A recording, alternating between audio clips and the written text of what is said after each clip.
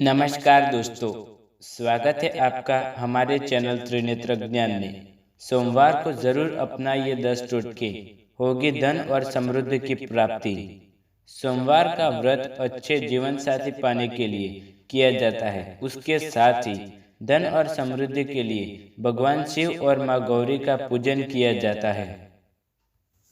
सोमवार का दिन भगवान शिव का प्रिय दिन होता है। इस दिन भगवान शिव की विशेष रूप से पूजा की जाती है। भगवान शिव को भोलेनाथ इसलिए भी कहा जाता है क्योंकि वो अपने सभी भक्तों की मुराद पूरी कर देते हैं। भगवान शिव अपनी थोड़ी सी भी आराधना से प्रसन्न हो जाते हैं और आशीर्वाद देते हैं। कई लोग सोमवार का भी व्रत करते हैं। सोमवार का व्रत अच्छे जीवन साथी पाने के लिए तो किया जाता है, साथ ही धन समृद्धि के लिए भी भगवान शिव को खुश करना चाहिए। जो लोग समय के कारण व्रत नहीं कर सकते हैं, वो लोग अगर सोमवार के दिन कुछ उपाय कर लेते हैं तो सभी तरह के व्रत का फल उन्हें मिल जाता है। इसलिए आज हम आपको बताने जा रहे हैं सोमवार को अपनाए जाने वाले ये 10 उपायों के बारे में। सोमवार के दिन शिवलिंग पर केसर मिला दूध अर्पित करने से विवाह में आ रही रुकावटें दूर होती है। इसके साथ ही शीघ्र विवाह का योग भी बनता है। धन प्राप्ति के लिए मछलियों को आटे की गोलियां खिलाएं। गोलियां खिलाते समय भगवान शिव का ध्यान करते रहना चाहिए। इच्छा पूर्ति के लिए सोमवार को 21 बिल्व पत्रों पर चंदन से ओम नमः शिवाय लिखकर शिवलिंग पर अर्पित करें। सुख समृद्धि की प्राप्ति के लिए और परेशानियों से छुटकारा पाने के लिए सोमवार को नंदी को हरी घास खिलाएं। गरीबों को भोजन करवाने से घर में कभी भी अन्न की कमी नहीं होती।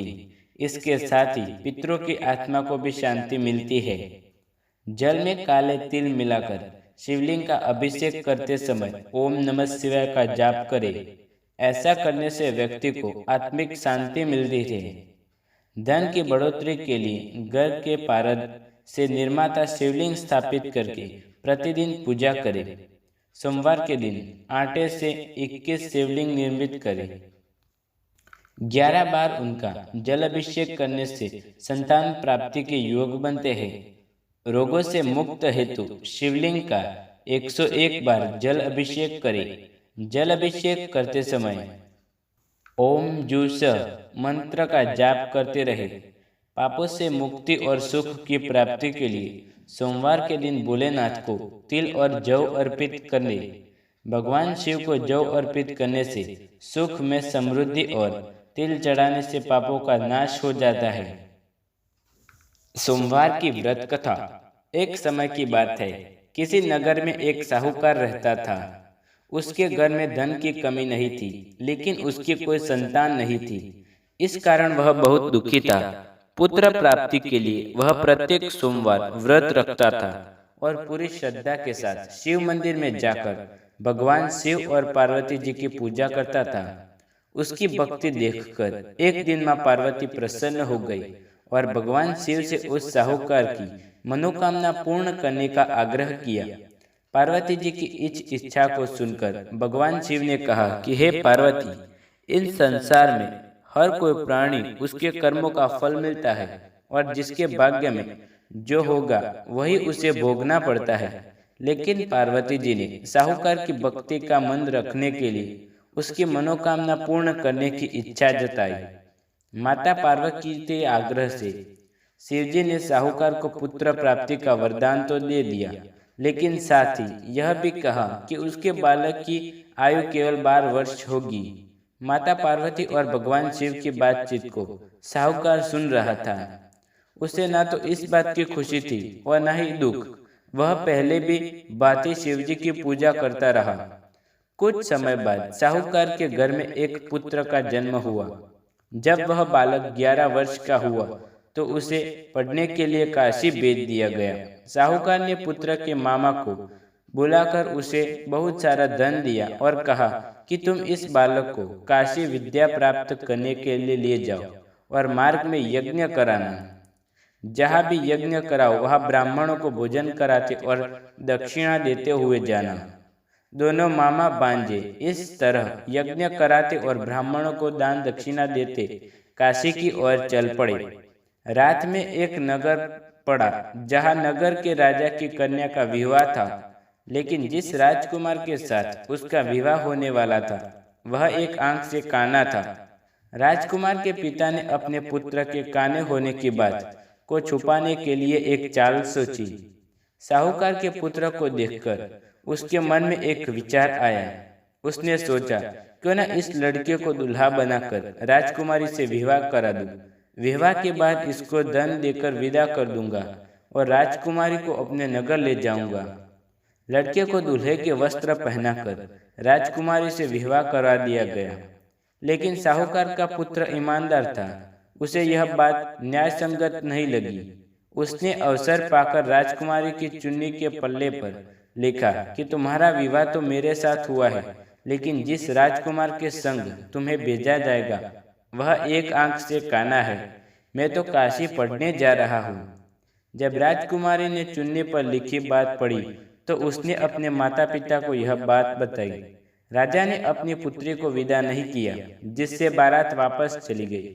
दूसरी ओर साहूकार और लड़का मामा काशी पहुंचे और वहां जाकर उन्होंने यज्ञ किया। जिस दिन लड़के की आयु 12 साल की हुई उसी दिन यज्ञ रखा गया। लड़के ने अपने मामा से कहा कि मेरी तबीयत कुछ ठीक नहीं है। मामा ने कहा कि तुम अंदर जाकर सो जाओ। शिवजी के वरदान अनुसार कुछ ही देर में उस बालक के प्राण निकल गए। मृत बांजे को देख उसके मामा ने विलाप शुरू किया। संयोगवश उसी समय शिवजी और माता पार्वती उधर से जा रहे थे। पार्वती ने भगवान से कहा, स्वामी, मुझे इसके रोने का स्वर सहन नहीं हो रहा। आप इस व्यक्ति के कष्ट को अवश्य दूर करें। जब शिवजी तुम बालक के समीप गए तो वह बोले कि यह उसी साहूकार का पुत्र है जिसे मैंने 12 वर्ष की आयु वरदान दिया था।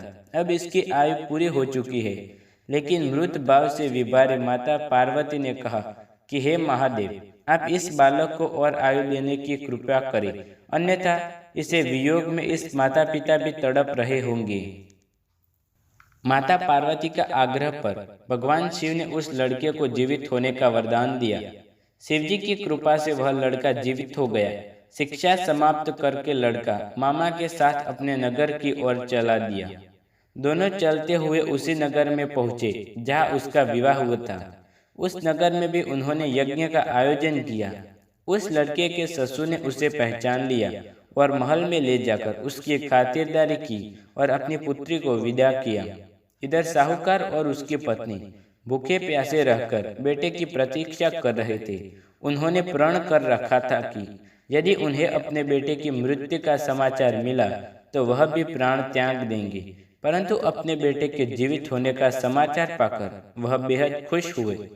उसी रात भगवान शिव ने व्यापारी के स्वप्न में आकर कहा, हे श्रेष्ठी, मैंने तेरे सोमवार के व्रत करने और व्रत कथा सुनने से प्रसन्न होकर तेरे पुत्र को लंबी आयु प्रदान की है। इसी प्रकार जो कोई व्यक्ति सोमवार व्रत करता है, कथा सुनता है और पढ़ता है, उस सभी के दुख दूर होंगे और समस्त मनोकामनाएं पूर्ण होंगी। दोस्तों, आप हमारे चैनल त्रिनेत्र ज्ञान में नए हैं तो चैनल को सब्सक्राइब करें और बेल आइकन जरूर दबाएं नई वीडियो देखने के लिए। यदि आपको वीडियो पसंद आए तो वीडियो को लाइक, शेयर, कमेंट करें। धन्यवाद।